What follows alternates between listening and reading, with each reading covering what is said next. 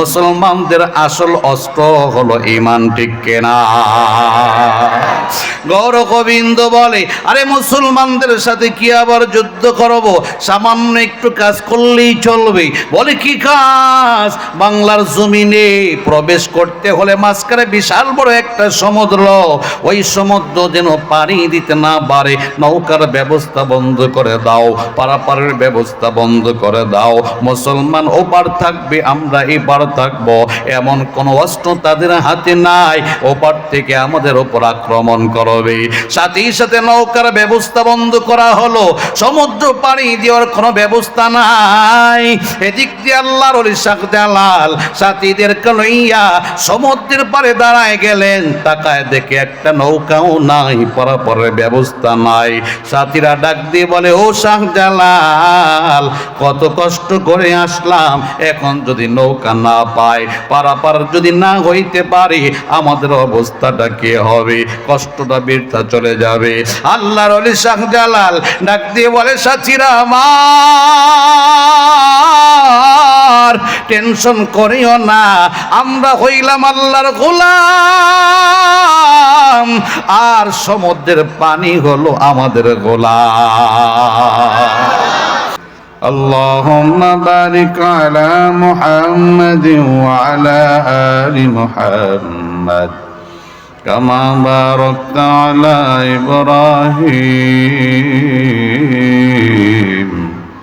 وعلى آل إبراهيم إنك حميد مجيد لا إله إلا الله محمد الشهد لا إله لا إله إلا الله لا إله إلا الله لا إله لا إله إلا الله لا إله لا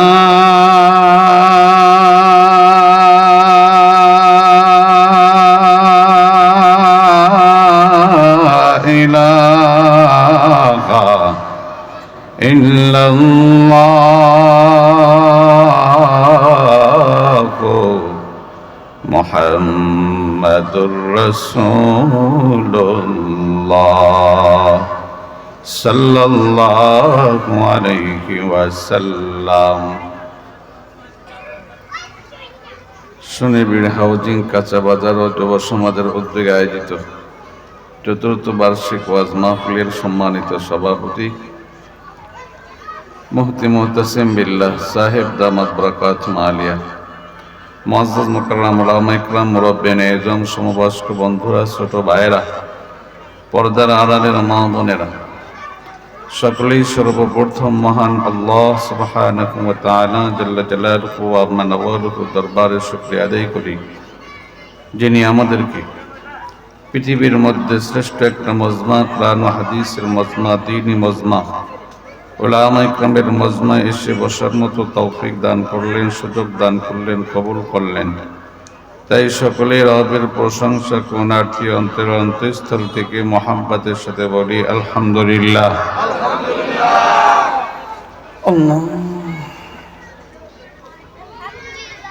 আল্লাহ সুবহানাহু ওয়া তাআলা জাল্লা জালালুহু ওয়া আম্মা নাওয়ালুহু আমাদেরকে ভালোবেসেছেন, মোহাব্বত করেছেন, পছন্দ করেছেন বিধায় হাজারো মানুষের মধ্য থেকে কোরআন ও হাদিসের এই মজমার জন্য আল্লাহ তাআলা আমাদেরকে নির্বাচন করেছেন। এটা আল্লাহ তাআলার পক্ষ থেকে অশেষ মেহেরবানি ও দয়া, আল্লাহ তাআলার পক্ষ থেকে অনেক বড় নিয়ামত। কারণ যতক্ষণ এই ময়দানে বসে থাকবো ততক্ষণ রব্বে কারিমের পক্ষ থেকে রহমত পাইতে থাকবো। রহমতের সুসংবাদ শুনে সবাই খুশি না বেজার? খুশি হইলে সুবহানাল্লাহর আওয়াজ নাই কেন? আরো আসতে বলেন সুবহানাল্লাহ। সুবহানাল্লাহ বলতে কি ভয় লাগে? তাহলে আওয়াজ দিয়ে কেন বলবেন না সুবহানাল্লাহ? যতক্ষণ এই ময়দানে বসে থাকবো ততক্ষণ ফেরেশতারা আমলনামায় নেক লিখতে থাকবে। নেকির সুসংবাদ শুনে সবাই নারাজ হয়ে গেলেন। খুশি হইলে তো সুবহানাল্লাহর আওয়াজ শুধু বের হইতে থাকবে। শুধু নেক লাগবে এমনটা না, সাথে সাথে আমলনামা থেকে গুনাহও মোচন করা হবে। ইন্নাল হাসানাতি ইউযহিবনাস সাইয়্যাত, নিশ্চয় নেক আমল বান্দার গুনাহগুলো মিটিয়ে দেয়, দূর করে দেয়। এখানে যদি গুনাহের মজমা হইতো, গানের মজমা হইতো, যেই বান্দারা বসে বসে গান শুনতো আমলনামায় গুনাহ হইতো কি হইতো না? গানের মজমায় বসলে যদি গুনাহ হয়, কোরআনের মজমায় বসলে নেক হবে, কোনো সন্দেহ আছে? আল্লাহ পাক বলেন নেকের কাজ বান্দা করবে তো আমলনামা থেকে গুনাহগুলো মোচন করা হবে। সুবহানাল্লাহ।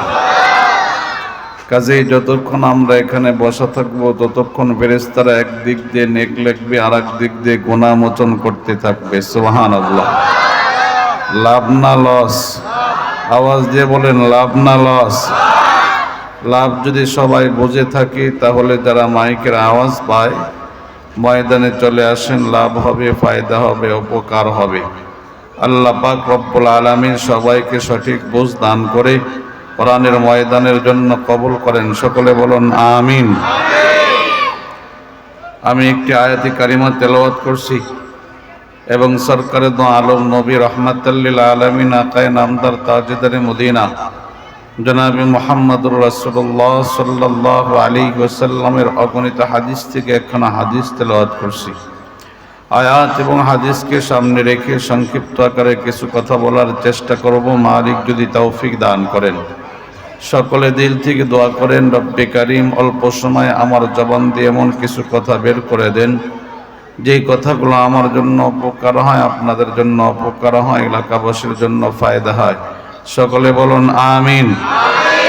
তেলাওয়াতকৃত আয়াতের মধ্যে আল্লাহ পাক রব্বুল আলামিন আমাদের জীবনের মূল টার্গেটটা কি হবে সেটা জানাই দিয়েছেন। আমাদের জীবনের মূল উদ্দেশ্যটা কি, মাকসাদটা কি? আল্লাহ পাক বলেন ওয়ামা খালাকতুল জিন্না ওয়াল ইনসা ইল্লা লিয়াবুদুন, আমি আল্লাহ পাক রব্বুল আলামিন মানব এবং জিন জাতিকে সৃষ্টি করেছি একমাত্র আমার ইবাদতের জন্য। সুবহানাল্লাহ। আমরা হইলাম আল্লাহ পাকের গোলাম, আর তামাম পৃথিবীর মাখলুকাত হলো আমাদের গোলাম। সুবহানাল্লাহ। আল্লাহ পাক রব্বুল আলামিন আসমান বানিয়েছেন আমাদের গোলামের জন্য, জমিন বানিয়েছেন আমাদের গোলামের জন্য, চন্দ্র সূর্য বানিয়েছেন আমাদের গোলামের জন্য, বাতাস সৃষ্টি করেছেন আমাদের গোলামের জন্য, পানি সৃষ্টি করেছেন আমাদের গোলামের জন্য, গাছপালা তরুলতা সৃষ্টি করেছেন আমাদের গোলামের জন্য, এমনকি জঙ্গলার হিংস্র প্রাণীও সৃষ্টি করেছেন আমাদের গোলামের জন্য। আল্লাহ পাক বলে বান্দা তামাম পৃথিবীর সব মাখলুকাত তোমাদের গোলাম, আর তোমরা দুনিয়ার কারো গোলাম না, তোমরা হইলে একমাত্র আল্লাহর গোলাম। অনেক বান্দার বোঝে আসে না, হুজুর জঙ্গলার হিংস্র প্রাণীরা আবার আমাদের গোলাম কেমনে হয়? কই বাঘ ভাল্লুক দেখলে তো আমাদের উপর আক্রমণ করে, আমাদের উপর আক্রমণ করে। নবীর উম্মতের দল, আমরা যদি আল্লাহর গোলামি করতে পারি, কসম আল্লাহর, হিংস্র প্রাণীরা আমাদের উপর আক্রমণ করবে না, আমাদের খেদমতে নিয়োজিত হবে। ঠিক কিনা? নবীর সাহাবী উকবা ইবনে নাফি রাদিয়াল্লাহু তাআলা আনহু সাহাবায়ে কেরামের একটা বাহিনী লইয়া আফ্রিকায় চলে গেলেন। আফ্রিকার জমিনে ইসলাম কায়েম করবে, দিন প্রচার করবে, আফ্রিকার মানুষদেরকে কালিমা ওলা মুসলমান বানাবে। সন্ধ্যা হয়ে গেল, বিশ্রামের দরকার। সাহাবায়ে কেরামের বিশ্রামের জায়গা নাই। সাথী সঙ্গীরা ডাক দিয়ে বলে উকবা ইবনে নাফি, আমাদের দেহটা বড় দুর্বল, একটু বিশ্রামের জায়গা করে দাও। নবীর সাহাবী বলে, ও আমার সাথীরা, টেনশন করিও না, আফ্রিকার জঙ্গলটাই হবে আমাদের বিশ্রামের জায়গা। সুবহানাল্লাহ। উকবা ইবনে নাফিকে সাথীরা ডাক দিয়ে বলে, উকবা ইবনে নাফিক, আফ্রিকার জঙ্গলায় হিংস্র প্রাণীরা বসবাস করে, বাঘ ভাল্লুক থাকে, আমরা কেমনে সেখানে অবস্থান করব? বাঘ ভাল্লুক যদি আমাদেরকে দেখে আমাদের উপর আক্রমণ করে ফেলবে। নবীর সাহাবী উকবা ইবনে নাফিক ডাক দিয়ে বলে, সাথীরা আমার, টেনশন করিও না, আমরা হইলাম আল্লাহর গোলাম, আফ্রিকার জঙ্গলার হিংস্র প্রাণীগুলো হলো আমাদের গোলাম। উকবা ইবনে নাফিক রাদিয়াল্লাহু তাআলা আনহু সর্বপ্রথম আফ্রিকার জঙ্গলায় প্রবেশ করিয়া হিংস্র প্রাণীদেরকে সম্বোধন করে একটা ভাষণ প্রদান করলেন। আইয়াতুহাল হাশারাতু ওয়াসসিবাব নাহনু আসহাবু রাসূলিল্লাহি সাল্লাল্লাহু আলাইহি ওয়াসাল্লাম ফারহালু ইন্না নাজিলুনা ফামান ওয়াজাদনাহু বাদু কাতালনাহু। হে আফ্রিকার জঙ্গলার হিংস্র প্রাণীরা, শুনে নাও, আমরা হইলাম নবীর সাহাবী। সুবহানাল্লাহ বলবেন না? ফারহালু, তোমরা জায়গা খালি করে চলে যাও। ইন্না নাজিলুনা, আমরা এখানে অবস্থান করব। ফামান ওয়াজাদনাহু বাদু কাতালনাহু, আমি উকবা ইবনে নাফিক ভাষণ দেওয়ার পর যেই মাখলুকাত পাবো তাকে হত্যা করে ফেলবো, কতল করে ফেলবো। নবীর সাহাবী উকবা ইবনে নাফিক ভাষণ দেওয়ার সাথে সাথে জঙ্গলার হিংস্র প্রাণীগুলো দৌড়ানো আরম্ভ করে দিল। ঘরচির পিপিলিকা গুলো বাহির হয়ে দৌড়ায়, বাঘ ভাল্লুক দৌড়ায়, হিংস্র প্রাণীরা দৌড়ায়। নবীর সাহাবীরা এখানে অবস্থান করবে, নবীর সাহাবীদেরকে জায়গা খালি করে দিতে হবে। মুহূর্তের মধ্যে হিংস্র প্রাণীগুলো জায়গা খালি করে চলে যায়। সুবহানাল্লাহ। কিছু দূর অগ্রসর হওয়ার পর হিংস্র প্রাণীরা পরামর্শ বৈঠকে বসে গেল। এ নবীর সাহাবীরা রাতের বেলায় বিশ্রাম করবে, আমরা জানি এরা নবীর সাহাবী, কিন্তু অনেক মাখলুকাত ভিন্নত্র বসবাস করে, তারা তো জানে না এরা নবীর সাহাবী। আমরা যদি এখান থেকে চলে যাই, ভিন্ন মাখলুক এসে নবীর সাহাবীদের উপর আক্রমণ করে ফেলতে পারে। নবীর সাহাবীদের উপর আক্রমণ যদি হয়, আল্লাহর পক্ষ থেকে গজব নাজিল হয়ে যাবে, আমরা কেউ টিকে থাকতে পারবো না, সব ধ্বংস হয়ে যাব। কাজেই কি করা যায়? পরামর্শ বৈঠকে ফয়সালা হলো, নবীর সাহাবীরা ঘুমাইবে, আমরা হিংস্র প্রাণীরা সারা রাত পাহারাদারি করব। হিংস্র প্রাণীগুলো চতুর্দিক দিয়ে নবীর সাহাবা একরামকে ঘেরাও করে সারা রাত পাহারাদারি করতে থাকে। সুবহানাল্লাহ। নবীর সাহাবী আব্দুল্লাহ ইবনে আব্বাস রাদিয়াল্লাহু তাআলা আনহু মদিনাতুল মুনাওয়ারা থেকে মক্কাতুল মুকাররমার দিকে রওনা করলেন। কিছু দূর অগ্রসর হওয়ার পর তাকায় দেখে কিছু সংখ্যক মানুষ রাস্তায় দাঁড়িয়ে আছে, সামনে অগ্রসর হয় না। আব্দুল্লাহ ইবনে আব্বাস রাদিয়াল্লাহু তাআলা আনহু জিজ্ঞাসা করলেন, ও আল্লাহর বান্দারা, তোমরা কেন রাস্তার মধ্যে দাঁড়ায় রইলা?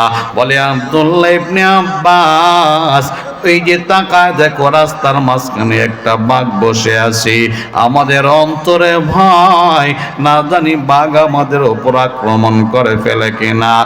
আব্দুল্লাহ ইবনে আব্বাস ডাক দিয়ে বলে, ও আল্লাহর বান্দারা, ভয় করিও না, আমরা হইলাম আল্লাহর গোলাম, আর সমুদ্রের বাঘ হলো আমাদের গোলাম। তোমরা দাঁড়াও, আমাকে সামনে অগ্রসর হইতে দাও। আব্দুল্লাহ ইবনে আব্বাস রাদিয়াল্লাহু তাআলা আনহু একাকী বাঘের কাছে চলে গেলেন, বাঘের কানটা ধরে টান দিলেন। সুবহানাল্লাহ।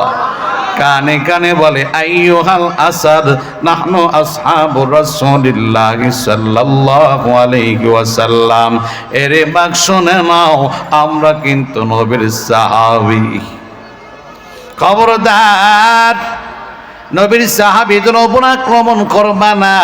যদি আক্রমণ করো, আমি আব্দুল্লাহ ইবনে আব্বাস নবীর কাছে তোমার বিরুদ্ধে নালিশ করে দিব। আওয়াজ দিয়ে বলেন না সুবহানাল্লাহ।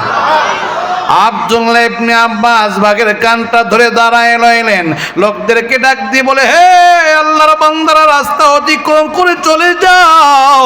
কসম আল্লাহর, বাঘ তোমাদের উপর কখনো আক্রমণ করবে না। আল্লাহর বান্দারা রাস্তা অতিক্রম করে চলে গেলেন, বাঘ কিছুই বলে নাই। এরে আল্লাহর গোলাম, সাহাবায়ে কেরামের জামানার পরবর্তী জামানার দিকে একটু আসি।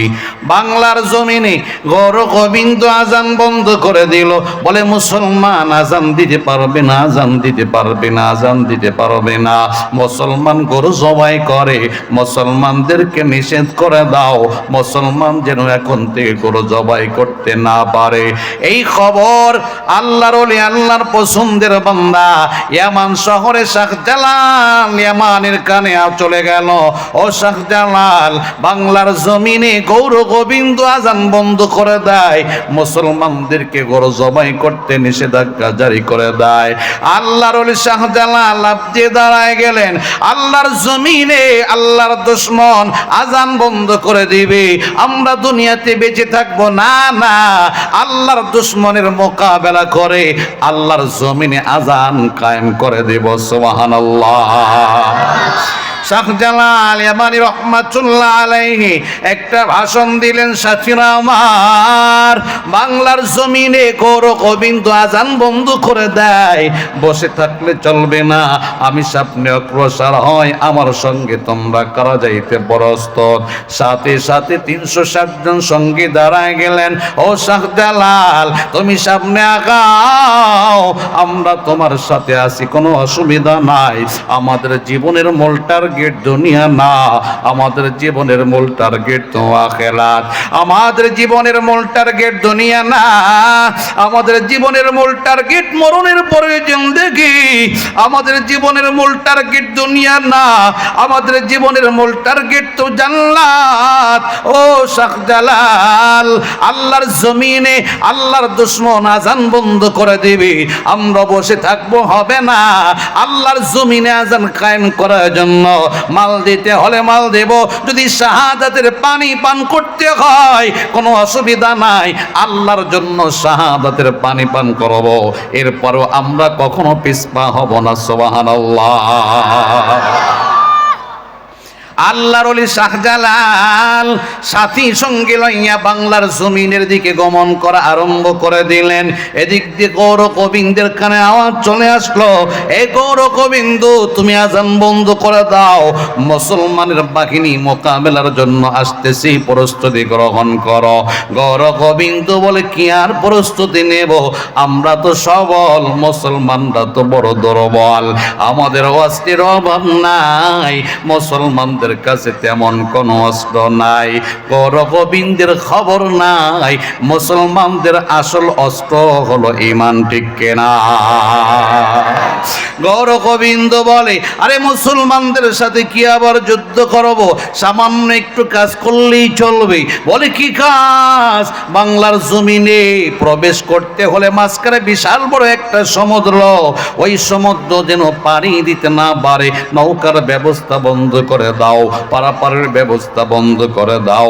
মুসলমান ওপার থাকবে, আমরা এপার থাকবো, এমন কোন অস্ত্র তাদের হাতে নাই ওপার থেকে আমাদের ওপর আক্রমণ করবে। সাথে সাথে নৌকার ব্যবস্থা বন্ধ করা হলো, সমুদ্র পাড়ি দেওয়ার কোনো ব্যবস্থা নাই। এদিক দিয়ে আল্লাহর ওলি শাহজালাল সাথীদেরকে লইয়া সমুদ্রের পাড়ে দাঁড়ায় গেলেন, তাকায় দেখে একটা নৌকাও নাই, পারাপারের ব্যবস্থা নাই। সাথীরা ডাক দিয়ে বলে, ও শাহজালাল, কত কষ্ট করে আসলাম, এখন যদি নৌকা না পাই, পারাপার যদি না হইতে পারি, আমাদের অবস্থাটা কি হবে? কষ্টটা বৃথা চলে যাবে। আল্লাহর ওলি শাহজালাল ডাক দিয়ে বলে, সাথীরা আমার, টেনশন করিও না, আমরা হইলাম আল্লাহর গোলাম, আর সমুদ্রের পানি হলো আমাদের গোলাম। আর কি নৌকা নাই কি হইছে, আমরা মুসলমান, আমাদের কাছে তো জায়নামাজের মুসল্লা আছে। জায়নামাজের মুসল্লা বের করিয়া বিসমিল্লাহ বলে সমুদ্রের পানির উপরে বিছায়া দাও। আমার মনটা সাক্ষ্য দেয়, মাঝি বিহীন নৌকার মতো জায়নামাজের মুসল্লা আল্লাহর কুদরতে পার করে দিবি। সর্বপ্রথম শাহজালাল ইয়ামানি রহমাতুল্লাহ আলাইহি বিসমিল্লাহ বলে সমুদ্রের পানির উপরে যায় নামাজের মুসল্লা বিছায়া দিলেন, বিসমিল্লাহ বলে কদম দিলেন, আল্লাহর কুদরত আরম্ভ হয়ে গেল। যায় নামাজের মুসল্লা নৌকার মতো মাঝি বিহীন শাহজালাল ইয়ামানি রহমাতুল্লাহ আলাইহিকে আল্লাহর কুদরতি পার করে দিল। সুবহানাল্লাহ। 360 জন সঙ্গীর হিম্মত চলে আসছে, আমাদের নেতা আমাদের আমির পার হয়ে গেল, আমরাও পার হইতে পারবো। প্রত্যেকেই এবার যায় নামাজের মুসল্লা বিছায়া দেয়, প্রত্যেকেই বিসমিল্লাহ বলে কদম দেয়। আল্লাহর কুদরতে 360 জন সঙ্গী যায় নামাজের মুসল্লায় দাঁড়ায় দাঁড়ায় সমুদ্র পার হয়ে যায়। শাহজালাল ইয়ামানি রহমাতুল্লাহ আলাইহি সমুদ্র পার হওয়ার পর সাথীদেরকে ডাক দিয়ে বলে, সাথীরা আমার, এমন একজন সাথী থাকলে দাঁড়ায় যাও, জীবনে কোনোদিন এক ওয়াক্ত নামাজ কাজা দাও নাই, এমন কে আসরে দাঁড়াও, এমন একজন সঙ্গী আমার লাগবে, সাথী আমার লাগবে। নাসিরউদ্দিন সিপাহসালার রহমাতুল্লাহ আলাইহি দুইটা হাত বাড়ায় দাঁড়ায় গেলেন, ওরে শাহজালাল, আমার মনটা সাক্ষ্য দেয়, বালিক হওয়ার পর থেকে কোনোদিন নামাজ কাজা হয় নাই। নাসিরউদ্দিন রহমাতুল্লাহ আলাইহি বলে, শাহজালাল, আমার মনটা সাক্ষ্য দেয়, বালে ঘর পর থেকে এক ওয়াক্ত নামাজ কাজা হয় নাই। আল্লাহর ওলি শাহজালাল ডাক দিয়ে বলে, ও নাসিরউদ্দিন ভাই, তোমার জবান পাক জবান, তোমার ইমানটা বড় পাওয়ারফুল ইমান, বলে ঘর পর থেকে এক ওয়াক্ত নামাজ তুমি কাজা দাও নাই। বাংলার জমিনে গৌর গোবিন্দ আজান বন্ধ করে দিল, আজকে তুমি তোমার পাক জবান দিয়ে আজানটা আরম্ভ করে দেবা। আমার মনটা সাক্ষ্য দেয়, তোমার আল্লাহু আকবারের ধ্বনির বদলাতে গৌর গোবিন্দের সিংহাসনের মধ্যে কম্পন আরম্ভ হবে। নাসিরউদ্দিন তুমি আজান দাও। আল্লাহর ওলি নাসিরউদ্দিন সিপাহসালার রহমাতুল্লাহ আলাইহি আজান দেওয়া আরম্ভ করে দিলেন। আল্লাহু আকবারের ধ্বনি যখন বের হওয়া আরম্ভ হয়ে গেল, তাকায় দেখা যায় গৌর গোবিন্দের সিংহাসনের মধ্যে কম্পন আরম্ভ হয়ে গেছে। সুবহানাল্লাহ। নাসিরউদ্দিন রহমাতুল্লাহ আলাইহির আজানটা দেওয়া শেষ, গৌর গোবিন্দের সিংহাসন ভেঙে তছনছ হয়ে যায়। সুবহানাল্লাহ। এরে মুসলমান, আমরা তো শাহজালাল ইয়ামানি রহমাতুল্লাহ আলাইহির উত্তরসূরি, আমরা তো নাসিরউদ্দিন সিপাহসালার রহমাতুল্লাহ আলাইহির উত্তরসূরি, আমরা তো কাসেম নানুতুবি রহমাতুল্লাহ আলাইহির উত্তরসূরি, আমরা তো হুসাইন আহমদ মাদানী রহমাতুল্লাহ আলাইহির উত্তরসূরি, আমরা তো মুফতি শফি সাহেব রহমাতুল্লাহ আলাইহির উত্তরসূরি, আমরা তো মরহুম ফজলুল হক রহমাতুল্লাহ আলাইহির উত্তরসূরি, আমরা তো ওজানের কারি ইব্রাহিম রহমাতুল্লাহ আলাইহির উত্তরসূরি। এ মুসলমান, আমরা তো শামসুল হক ফরিদপুর রহমাতুল্লাহ আলাইহির উত্তরসূরি, আমরা তো হাফিজ জি হুজুর পীর জি হুজুর রহমাতুল্লাহ আলাইহির উত্তরসূরি, আমরা তো মুফতি আমিন রহমাতুল্লাহ আলাইহির উত্তরসূরি। মুসলমান প্রস্তুত থাকো, ইমানটাকে মজবুত করিয়া রেডি থাকো। কাফের মুশরিকের দল, বেঈমানের দল, নাস্তিক মুরতাদের দল ইসলামের বিরুদ্ধে যখন মাথা চাড়া দিয়ে উঠবে, কোরআনের বিরুদ্ধে কথা বলবে, নবীর সুন্নাত নিয়ে মস্করা করবে, আল্লাহর বিরুদ্ধে কথা বলবে, এ মুসলমান জানের মায়া করলে চলবে না। আল্লাহ আল্লাহর রাসূলের জন্য, ইসলাম হেফাজতের জন্য জান দিতে হলে আমরা জান দিয়ে দেব, ঠিক কিনা?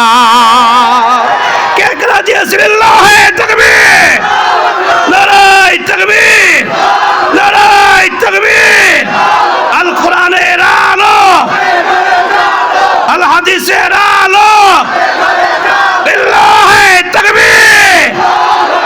আল্লাহ ইসলামের জন্য হাতগুলোকে কবুল করো, বলুন আমিন। এরে আল্লাহর গোলাম, তবে সতর্ক থাকতে হবে, ঈমানটা মজবুত করব, নেক আমল ছাড়বো না, আল্লাহর গোলামি ঠিক মতো করব।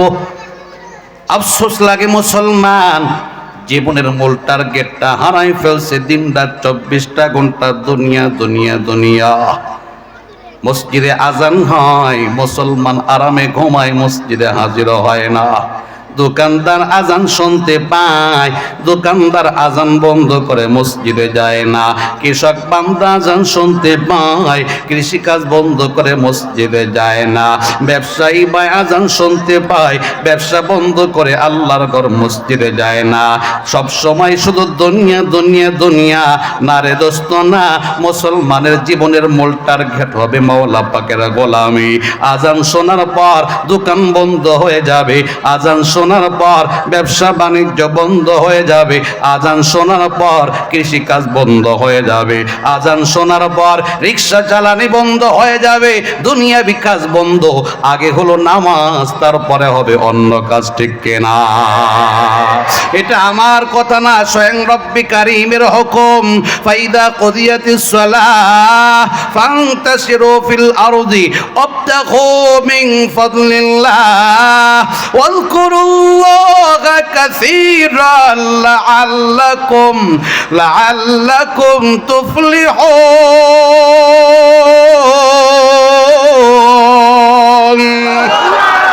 আল্লাহ পাক রব্বুল আলামিন স্পষ্ট জানাই দিলেন, বান্দা আগে নামাজ আদায় করো, এরপরে জমিনে ছড়িয়ে পড়ো। অবতাগু মিন ফাদলিল্লাহ, আল্লাহর দেওয়া রিজিক অন্বেষণ করো। আল্লাহ পাক বলে আগে নামাজ, তারপরে দুনিয়াদারি। মুসলমান খবর নাই, আমরা বলি আগে দুনিয়া করে নেই, তারপরে নামাজের ফিকির করব। আমাদের চিন্তা ধারণা এমন, আমরা যদি দোকানপাট বন্ধ করে, ব্যবসা বাণিজ্য বন্ধ করে আল্লাহর ঘর মসজিদে চলে যায়, 1 ঘন্টা নষ্ট হয়ে যাবে, আধা ঘন্টা নষ্ট হয়ে যাবে, ব্যবসার মধ্যে লস হয়ে যাবে। না রে দোস্ত না, অন্তরে বিশ্বাস রাখো, রিজিক দেওয়ার মালিক কে? আওয়াজ দিয়ে বলুন কে? ওমা মিন দাব্বাতিন ফিল আরদি ইল্লা আলাল্লাহি রিজকুহা। আল্লাহ পাক রব্বুল আলামিন স্পষ্ট জানায় দিলেন, আমি আল্লাহ তামাম পৃথিবীর মধ্যে যত মাখলুকাত আছে, সব মাখলুকাতের রিজিকের দায়িত্ব নিয়ে নিলাম। সুবহানাল্লাহ। নাহনু কাসামনা বাইনাহুম মাঈশাতাহুম ফিল হায়াতিদ দুনিয়া। ভিন্ন আয়াতের মধ্যে আল্লাহ পাক রব্বুল আলামিন বলে, এরে বান্দা আমি আল্লাহ পার্থিব জিন্দেগির উপকরণ তাকসিম করে দিয়েছি, বন্টন করে দিয়েছি। কাউকে আমি আল্লাহ ধনী বানাইলাম, আবার কাউকে আমি আল্লাহ গরিব বানাইলাম। গরিবদের মধ্যে প্রশ্ন হবে, হুজুর আল্লাহ পাক যেহেতু সম্পদ বন্টন করে দিলেন, সবাইকে কেন সমানভাবে সম্পদ দিলেন না? একজনকে কেন বেশি দিলেন, আর একজনকে কেন কম দিলেন? আল্লাহ ডাক দিয়ে বলে, রে বান্দা আমি আল্লাহ জানি তোমাদের অন্তরে প্রশ্ন উদয় হবে, যার কারণে আমার কোরআনটা খুলে দেখো। আমি আল্লাহ নিজেই প্রশ্নের জবাব দিয়ে দিলাম। আমি আল্লাহ একজনকে ধনী বানাই, আর একজনকে কেন গরিব বানাই, একজনকে সম্পদ বেশি দেই, আর একজনকে কেন কম দেই। লিয়াত্তাখিদা বা'দুহুম বা'দান সুখরিয়া, যেন একজন আর একজন থেকে খেদমত নিতে পারে। খেদমত সবাই যদি ধনী হয়, কোন বান্দা কৃষি কাজ করবে? সবাই যদি ধনী হয়, কোন বান্দা ড্রাইভারি করবে? সবাই যদি ধনী হয়, কোন বান্দা রিক্সা চালাবে, ভ্যান চালাবে? সবাই যদি ধনী হয়, কোন বান্দা দোকানদারি করবে? সবাই যদি ধনী হয়, কোন বান্দা ব্যবসা বাণিজ্য করবে? সবাই যদি ধনী হয়, কোন বান্দা পোশাক তৈরি করবে? সবাই যদি ধনী হয়, কোন বান্দা রাজমিস্ত্রির কাজ করবে? সবাই যদি ধনী হয়, কোন বান্দা রাস্তা পরিষ্কার করবে? সবাই যদি ধনী হয়, কোন বান্দা সুইপারি করবে? সবাই যদি ধনী হয়, কোন বান্দা চাকরি বাকরি করবে? দুনিয়ার নিজাম ঠিক থাকবে না। আমি আল্লাহ দুনিয়ার নিজাম ঠিক রাখার জন্য কাউকে ধনী বানাইলাম, কাউকে গরিব বানাইলাম। জমিরি বান্দা শুনে নাও, সম্পদের মালিক হওয়া এক জিনিস, সফলতা ভিন্ন জিনিস। এমন তুমি মনে করিও না আমার আল্লাহ আমাকে দুনিয়াতে সম্পদের মালিক বানাইলো, মরণের পরে মনে হয় আল্লাহ আমাকে জান্নাতটা দেবে। না রে দোস্ত না, চিন্তা তোমার ভুল। ভুলের মধ্যে তুমি হাবুডুবু খাও। সম্পদ আমার আল্লাহ তোমাকে মহব্বত করে দিয়েছে, যার কারণে জান্নাতটাও তোমাকে মহব্বত করে দিবে। না রে দোস্ত না, সম্পদের ভিত্তিতে জান্নাত পাওয়া যাবে না। জান্নাত যদি পাইতে চাও ঈমান এবং নেক আমল দুইটা জিনিস তুমি ধরো। আল্লাহ পাক রব্বুল আলামিন বলে ইন্নাল্লাযীনা আমানু ওয়া আমিলুস সালিহাত কানাত লাহুম জান্নাতুল ফিরদাউসি নুজুলা। যেই বান্দার ঈমান এবং নেক আমল ঠিক থাকবে আমি আল্লাহ ওই বান্দাকে জান্নাতুল ফিরদাউসটা দান করে দেব। সুবহানাল্লাহ।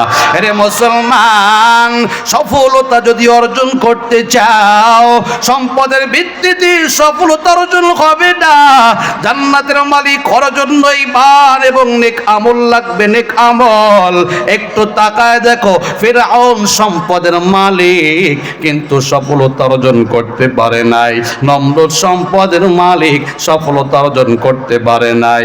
কারণ সম্পদের মালিক সফলতা অর্জন করতে পারে নাই। কেন পারলো না? ঈমান আমল ঠিক নাই, ঠিক কেনা? ওসমান গনির দিকে তাকাও, সম্পদের মালিক আবার সফল কাম বান্দা কেমনে হলো? ঈমান এবং আমল ঠিক আছে। আবু বকরের দিকে তাকাও, সম্পদের মালিক আবার সফল কাম বান্দা কেমনে হলো? ঈমান আমল ঠিক আছে।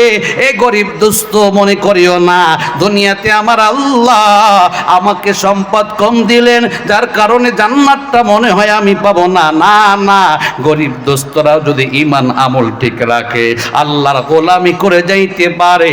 আলে আল্লাহর গোলামেরা কানটা লাগায় শোনো, গরিব দোস্তরাও আল্লাহর দেওয়া জান্নাতে প্রবেশ করতে পারবে, ঠিক কিনা?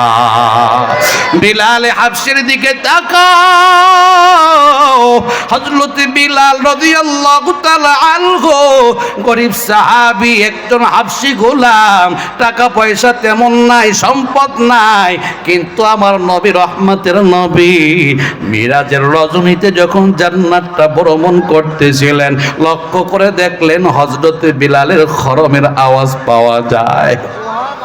হযরত বিলাল গরিব হওয়ার পরেও জান্নাতের মালিক হয়ে গেলেন কেন?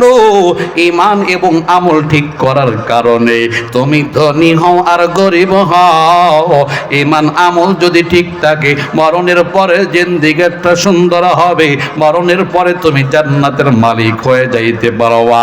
এরপরও গরিবদের পক্ষ থেকে একটা প্রশ্ন থেকেই যায়, হুজুর দুনিয়ার নিজাম ঠিক রাখতে গিয়া আমার আল্লাহ ধনীদেরকে সম্পদ বেশি দিলেন, গরিবদেরকে সম্পদ কম দিলেন। মরণের পর আল্লাহ কি আমাদেরকে স্পেশাল কোনো পুরস্কার দান করবে না?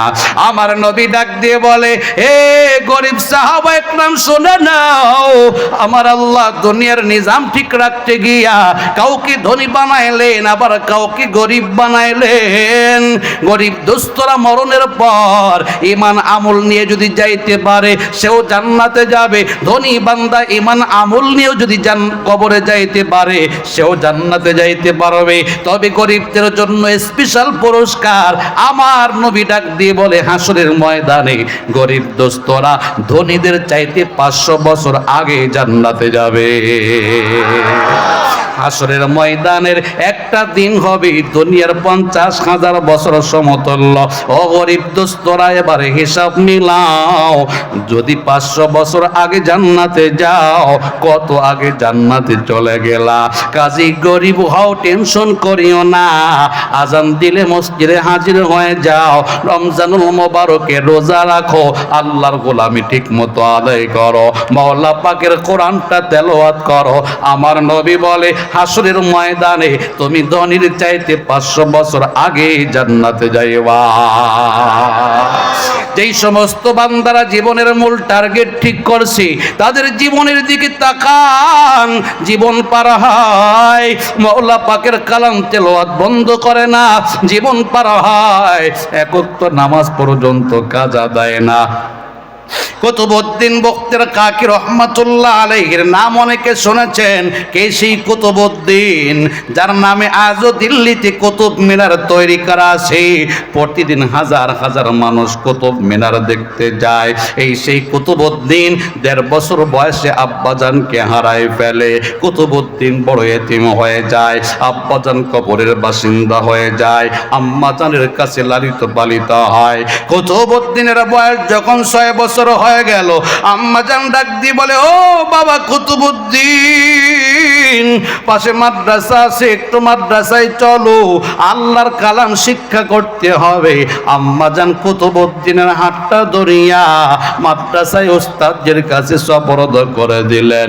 ওস্তাদজি গো, আমার কুতুবউদ্দিন বড় এতিম, বাবা দুনিয়ার জমিনে নাই। আমার কুতুবউদ্দিনকে আলিফ বা তার সবকটা শিক্ষা দিবেন, আমার কুতুবউদ্দিনকে হাফেজে কোরআন বানাইবেন।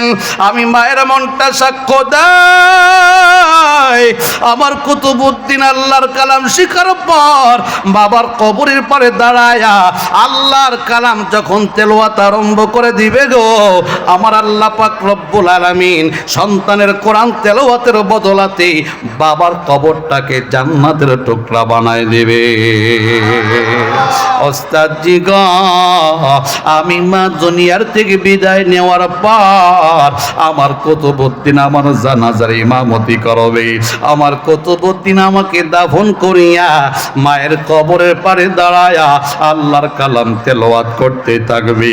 আমার মনটা সাক্ষ্য দেয়, আমার সন্তানের কালামের তেলাওয়াতের বদলাতে আমার আল্লাহ আমি মাকে মাফ করে কবরকে জান্নাতের টুকরা বানায় দিবে।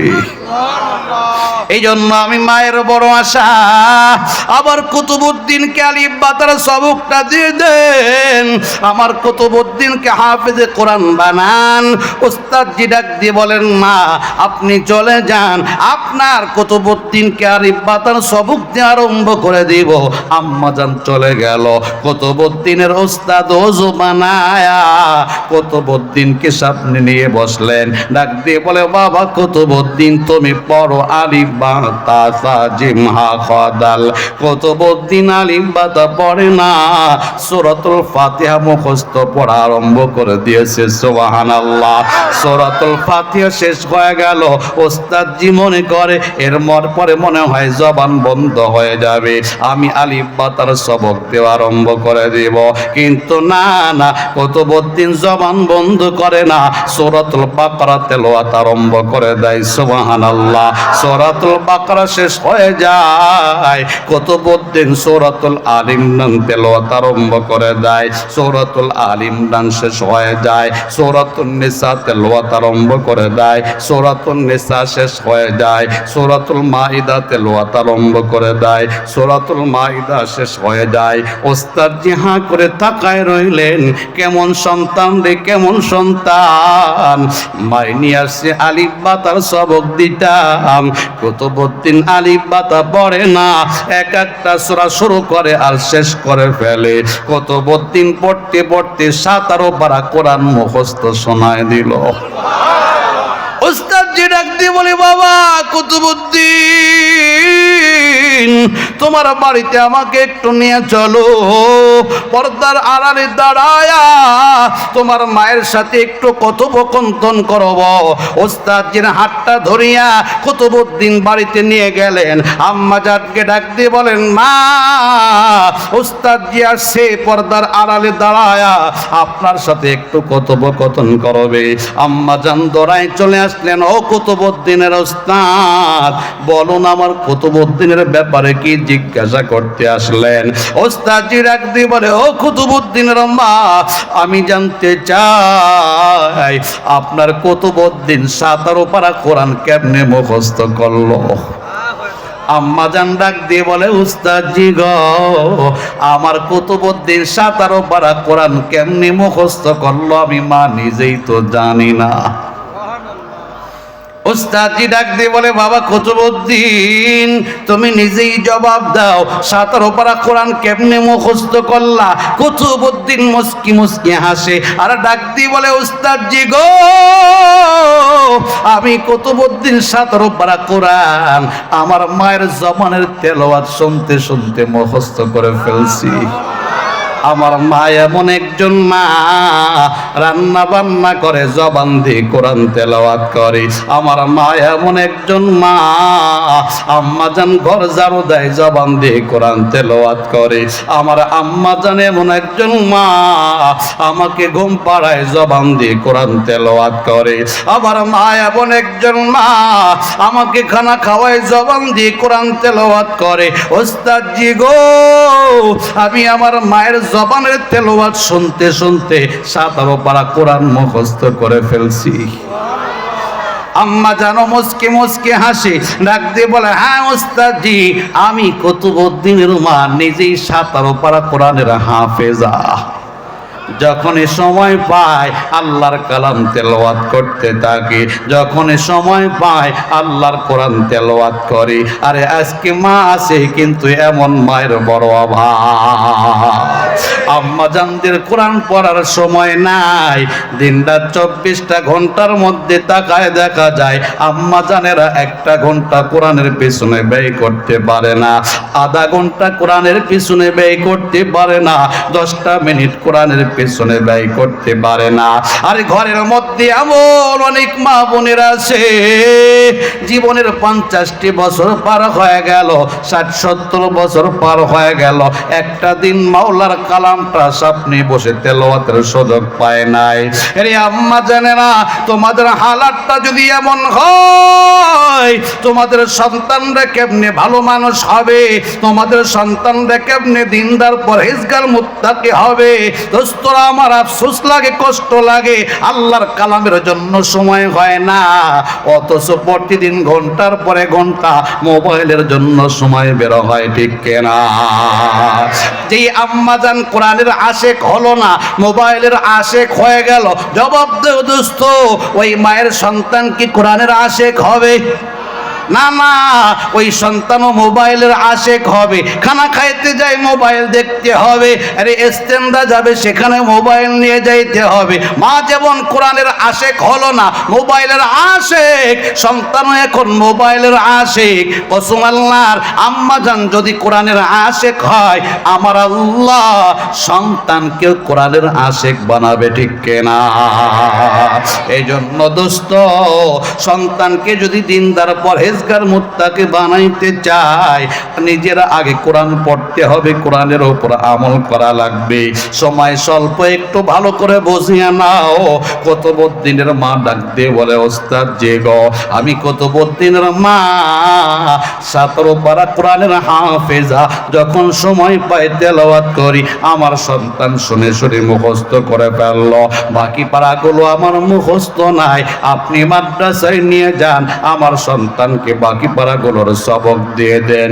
ওস্তাদজি মাদ্রাসায় নিয়ে গেল, বাকি পারাগুলোর সবক দেওয়া আরম্ভ করে দিল।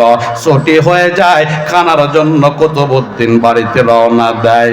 মাকে ডাক দিয়ে বলেন, মা পেটে ক্ষুধা লাগছে, খাবার দাও, খাবার দাও, খাবার দাও। আম্মা জান ডাক দিয়ে বলে, বাবা কুতুবউদ্দিন, খাবার মায়ের কাছে চাইবা না, খাবার চাইবা মাওলার কাছে। আওয়াজ দিয়ে বলেন না সুবহানাল্লাহ। এ বাবা কুতুবউদ্দিন, আল্লাহর কালাম তুমি পড়ো। ওমা মিন দাব্বাতিন ফিল আরদি ইল্লা আলাল্লাহি রিজকুহা।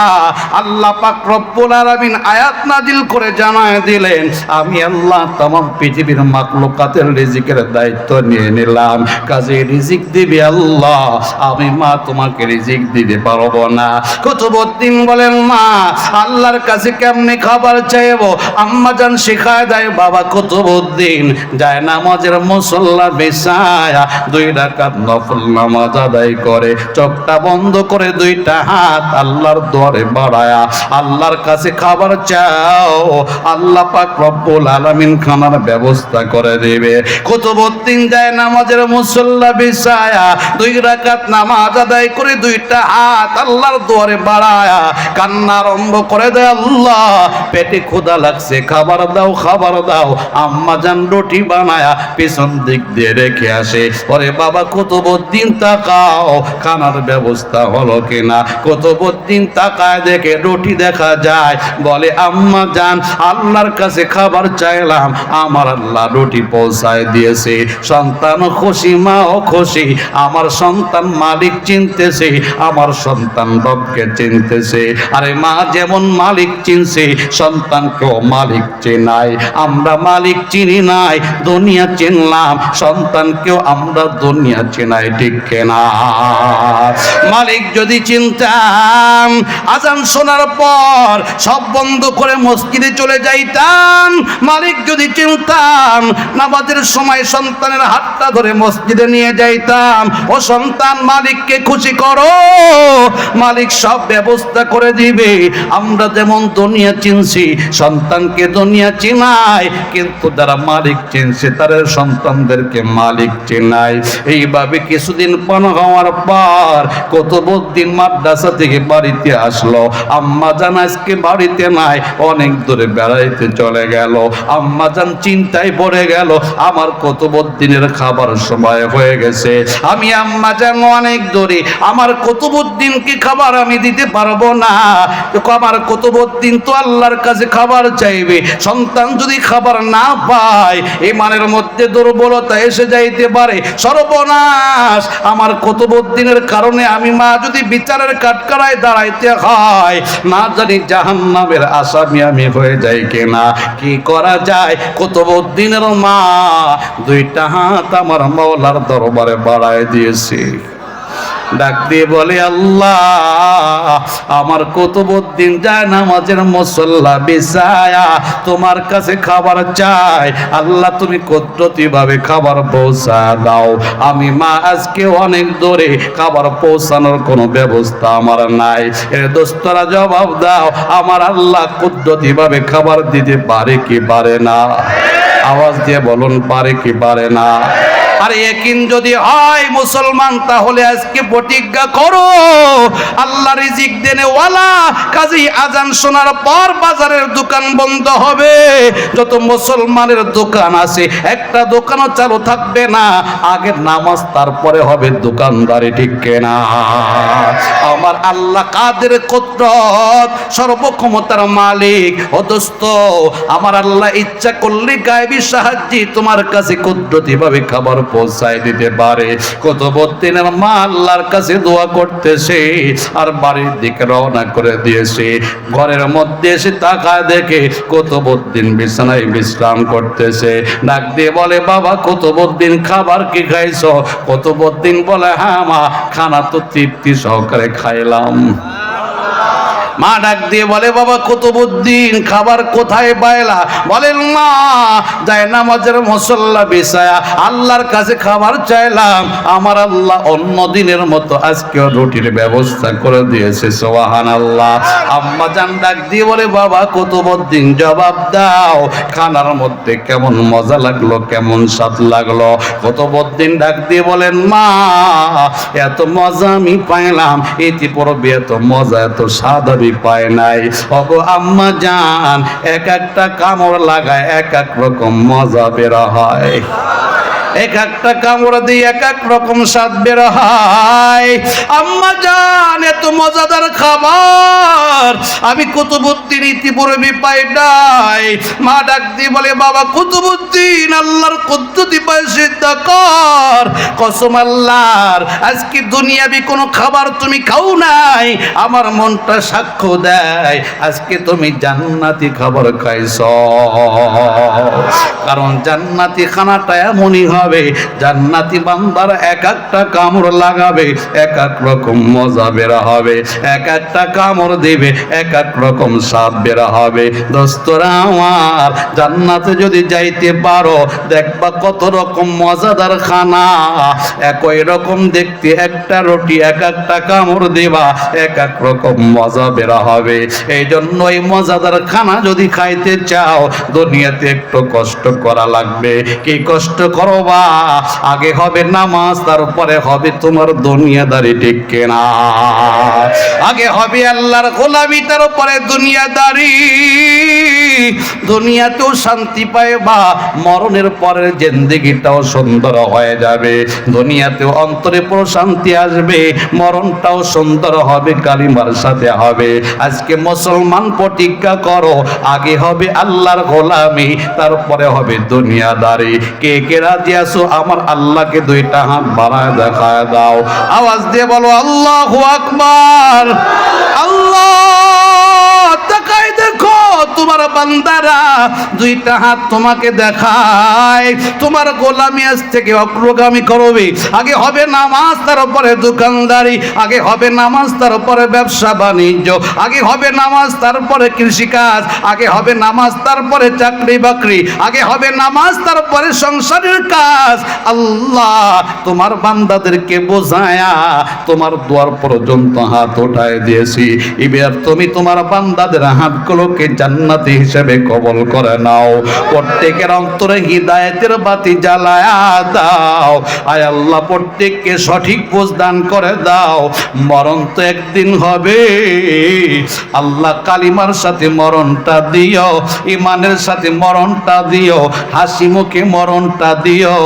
হাসরের ময়দানে আয় আল্লাহ বিনা হিসেবে এই দোস্তদেরকে জান্নাতের মালিক বানায় দিও, বলুন আমিন। সময় খুবই স্বল্প, একটা ঘন্টা যে কথাগুলো আমি আমার জবান দিয়ে বের করলাম, আসলে আমি বের করতে পারি নাই, রব্বে কারিম বের করাইছে। আল্লাহ তাআলা আমাকেও আমল করার তৌফিক দান করেন, আপনাদেরকেও আমল করার তৌফিক দান করেন, বলুন আমিন। ধারাবাহিকভাবে ওলামা ইকরাম আসতে থাকবে, কেবল তো শুরু, এরপরে আরো অনেক ওলামা ইকরাম আছে, একের পর এক আসবে। আপনারা ধৈর্য সহকারে শেষ পর্যন্ত থাকবেন তো ইনশাআল্লাহ। আখরি মুনাজাতে খাঁটি তওবা করে গুনাহগুলো মাফ করায়া নিষ্পাপ মাসুম হয়া ময়দান থেকে বের হবেন, রাজি আছেন তো ইনশাআল্লাহ? আল্লাহ পাক রব্বুল আলামিন সর্বশেষ আখরি মুনাজাত দিয়া খাঁটি তওবা করায়া গুনাহ মাফ করায়া। গজলের লোক আছে না?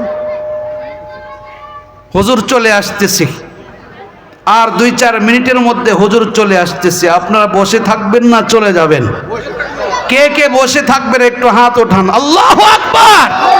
আল্লাহ তোমার বান্দারা আমাকে হাত দেখাইছে, হুজুর আসা পর্যন্ত বসে থাকবে, আখরি মোনাজাত দিবে, এই দোস্তরা বের হবে।